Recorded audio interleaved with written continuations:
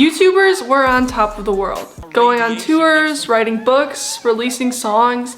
Now they're getting hundreds of millions of views and more ad reach than the Super Bowl. But I think this type of mega stardom, that's what my shirt's for, is a thing of YouTube past. Yes, I actually went to the Miranda Sings tour with my family in 7th grade. It was a good time. Everyone there had red lipstick on. Instead, there's a different type of creator that we'll all watch in the future. And it has to do with the increasing number of people becoming YouTubers themselves. Do me a favor and pull up your YouTube watch history. Actually, do me an extra favor and pull up your watch history in a different tab so that the YouTube algorithm doesn't think you clicked off this video. At least for me, my watch history is a lot of niche interests, things that I couldn't really picture my friends watching, or at least watching regularly. Back in the day, YouTubers like David Dobrik, Logan Paul, that British crew, Miranda Sings, were all common knowledge. My friends and I all watched their videos and we could talk about them together. But now when people ask me about the YouTubers I watch, they're all just kind of like niche and I don't even know like what to say because they probably haven't heard of them. Also, maybe I'm just a fake friend, but anytime my friends recommend me like a channel or video to watch, I'm just like, yeah, I'll totally check this out later. It's nothing mean, it's just like we don't have the same taste in videos. The popular YouTube landscape nowadays caters to a younger audience, like late elementary to middle school kids. Other video essayists call this the MrBeastification of YouTube. Like everyone copying this crazy sensational type of content, and it makes sense because this is what people watch and it's what gets the ad money. I think part of this is younger viewers don't really have as established of interest, so they haven't gotten into their niches of YouTube, so it makes sense that they're attracted to like this popular genre. The same like YouTube catering to a young viewership is the reason why Feastables chocolate tastes so bad. I'm sorry, don't sue me. Like I tried the almond one and I couldn't even finish the bar. It only has 5 ingredients, and this is because the kids who watch MrBeast can convince their parents to buy them Feastables chocolate because it's like a healthy alternative. But whichever way you look at it, these megastars, since there's only a few of them that get all the attention, can't come close to catering toward the tastes of everyone. Now, I have a lot of respect for MrBeast and everything he's done to just expand what it means to be a creator, like starting real life restaurants and a food brand. It's all awesome, and he also doesn't support this like rampant copying of him. He even tweeted, "Sometimes I regret going on podcasts and sharing everything I know about YouTube. I thought people would use the knowledge to innovate and be inspired, but tons just copy exactly what I do and don't change anything. Kind of sad how many MrBeast clones there are." Yeah, YouTube is built on innovation, originality, and niche interests. But this video isn't about the MrBeastification or like originality on YouTube. In fact, I actually want to go the opposite direction of originality. I'm a business major, so let me nerd out for a minute. I am gonna save you guys 382 pages of reading though by defining one concept from this book: barriers to entry. In business terms, barriers to entry are factors that prevent newcomers from entering a market.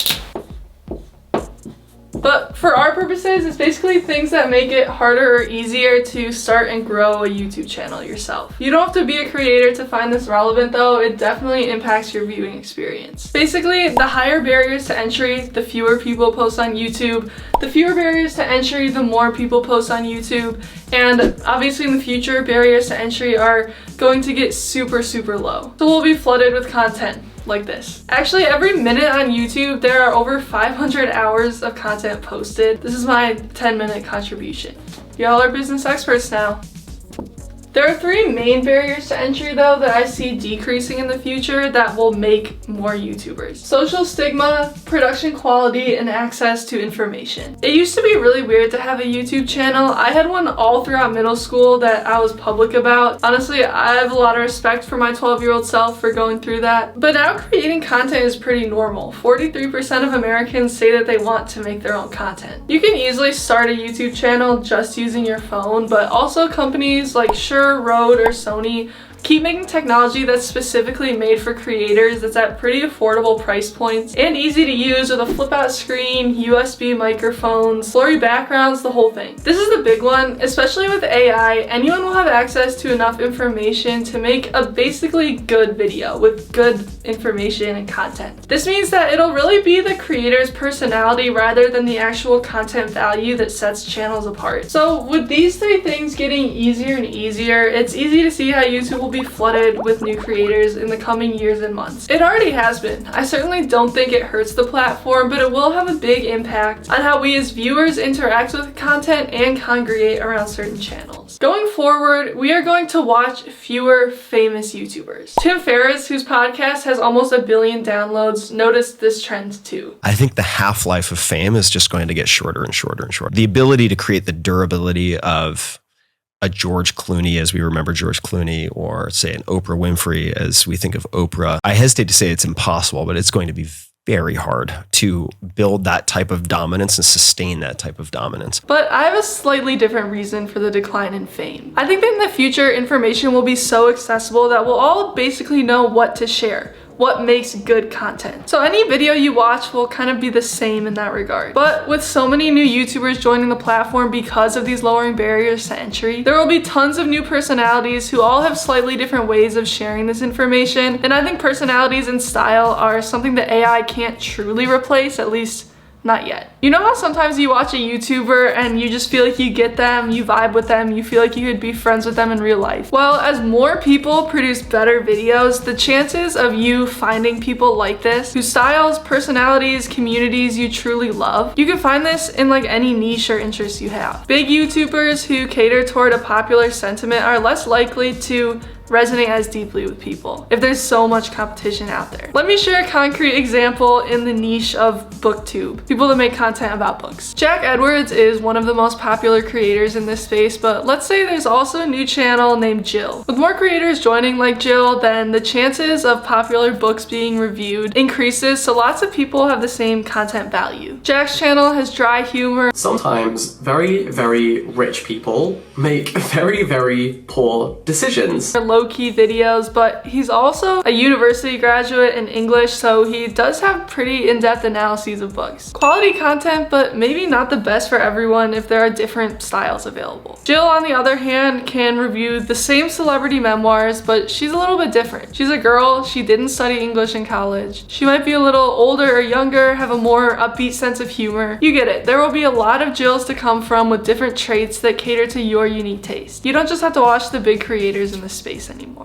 The same goes for any educational type niche like fitness, cooking, business, self-improvement. Now you might be like, Jamie, how are there gonna be like an infinite amount of creators that are gonna fit my exact taste? Well, I don't think there would literally be like an infinite number, but definitely a few hundred or thousands in niches. Once these barriers get low enough, hundreds or thousands of chances to find creators who literally fit your exact style that you crave in videos. But since there will be so many channels and they differentiate based on their personality, not the actual information, I don't think each channel will grow that big. I also don't think this is a problem of oversaturation, as long as each creator, which with the lowering barriers to entry they will, has a baseline of like production quality and skills down. I think this is an amazing opportunity for us to each consume content that's more tailored to our interests and needs. The place that I could see an exception to it is content that's not based on the actual information itself, that's more like story driven or the spectacle content like MrBeast. But again, this all goes back to barriers to entry. These are like crazy ideas with high budgets, and they also depend on the quality of ideas themselves and the real life execution, so it's not strictly information, which is all accessible on the internet. Alright, so YouTubers won't be that big anymore, but viewers also have a better experience. How will these smaller creators make money though? I still don't know the exact subscriber count of these smaller channels, maybe like 50 to 100,000, but I doubt that they could support themselves primarily on ad money, especially if the rate of new YouTubers joining the platform outpaces the amount of money that companies are spending on ads. There will be proportionally less income per creator. So in order to make money and sustain themselves, these small channels will have to play to their #1 strength: community. You watch Jill from BookTube because you vibe with her more than Jack and every single other BookTube creator in the space. And here's the thing, thousands or tens of thousands of other people also watch Jill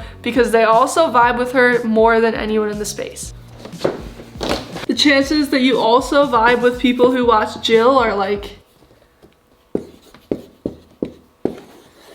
95%.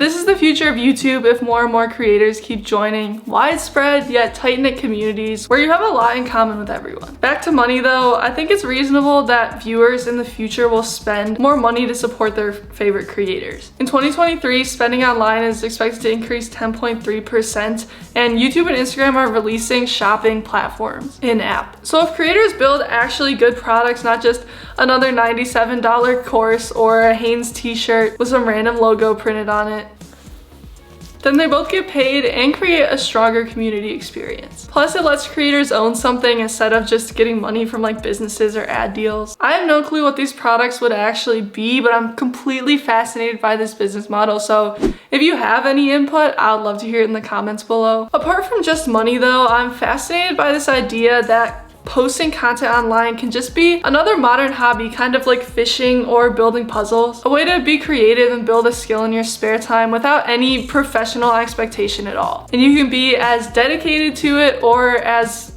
lackadaisical about it as you want. See, just because there's the potential to rack up views, get fame, go full time with it, doesn't mean that there has to be that pressure. That doesn't have to be the goal or expectation. It could just be to create a like-minded community.